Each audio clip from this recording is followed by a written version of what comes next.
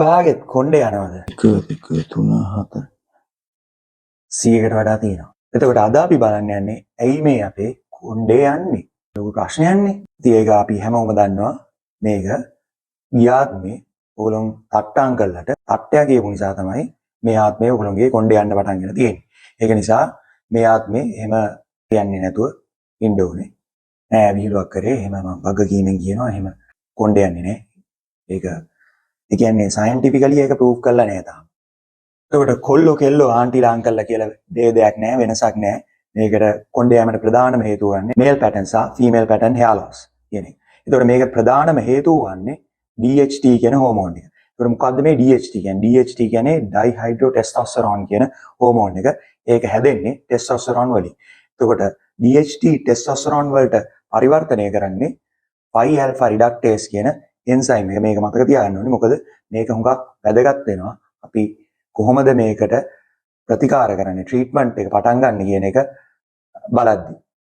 ඒකට DHT කියන්නේ මොකක්ද? මේ DHT කියන්නේ ටෙස්ටොස්ටෙරෝන්ගේ ලොකු අයියා. ඒ අයියා වාගේ නෙමෙයි. එයා පොඩ්ඩක් වාගේ පුෂ්ටිමත්ත දිගට තියෙන කොණ්ඩේට ජෙලස්. ඒ කියන්නේ DHT හරිම නරකයි. එයා කැමති රැවුලයි පපුවේ මයිල් ටිකයි ගවන්නේ. එයා උදව් කරනවා. ඒත් කොණ්ඩේට ජෙලස්. ඒකට කොහොමද මේ DHT වලින් වාගේ කොණ්ඩේ නැති කරන්නේ? ඒකට මේ DHT වලින් කොණ්ඩේ නැති වෙන්නේ මේ අපේ hair follicles වල තියෙනවා DHT receptors කියලා එකක්. ඒකට මේ receptors වලට DHT බැඳුනට පස්සේ hair follicles පොඩ්ඩක් සවුත් වෙනවා. ඒකට මේ DHT කියන හෝමෝන් එක මේ DHT receptors වලට බැඳුනට පස්සේ ඒ hair follicle එක තව පොඩ ඩැමේජ් වෙනවා. ඒකෙන් කරන්නේ ඊළඟට එන කෙස් ගස් ඝනකමෙන් අඩු වෙනවා, දිගින් අඩු වෙනවා. එතකොට මේ DHT තිබ්බයි කියලා හැමෝගෙම කොණ්ඩේ යන්නේ නැහැනේ. DHT තියෙනවා හැමෝගෙම ඒත් හැමෝගෙම කොණ්ඩේ යන්නේ නැහැ. මෙතන තමයි අපේ ජානවල ප්‍රශ්නේ එන්නේ. එතකොට මෙතන ප්‍රධාන වශයෙන් ජාන දෙකක් තියෙනවා. එකෙන් එක ජානයක් තියෙන්නේ X chromosome එකේ නැත්තම් ඒක එන්නේ වාගේ අම්මාගේ පැත්තෙන්. ඔය පිරිමියෙක් කෙනෙක් නම් වාගේ අම්මාගේ පැත්තෙන් තමයි ඒක එන්නේ. ගෑනුවෙක් කෙනෙක් නම් දෙපැත්තෙන් වෙන්න පුළුවන්. ඒ ජානයෙන් ඩිසයිඩ් කරන්නේ මොකද්ද? මේ hair follicles වල තියෙන මේ DHT receptors කොච්චර DHT වලට සංවේදීද කියන එක තමයි ඒකෙන් ඩිසයිඩ් කරන්නේ.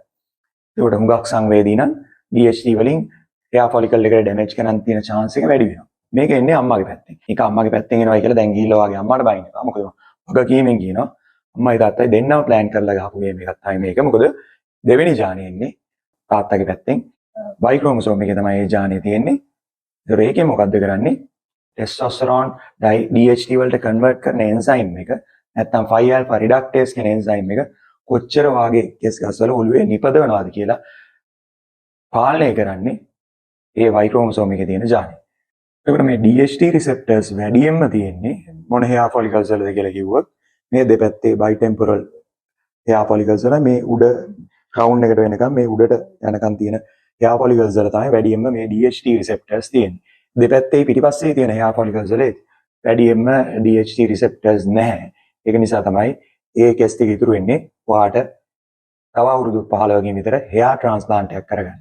ඒකට අද අපි කතා කරේ ගෑනු පිරිමි ભેදයක් නැතුව මොකද්ද තියෙන ප්‍රධානම හේතුව මේ අපේ කොණ්ඩේ නැති වෙන්නේ. මේ hair loss series එකේ පළවෙනි වීඩියෝ එක.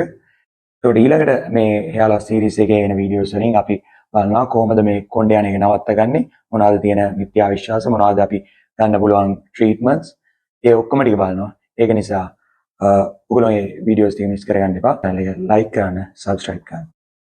Thank you.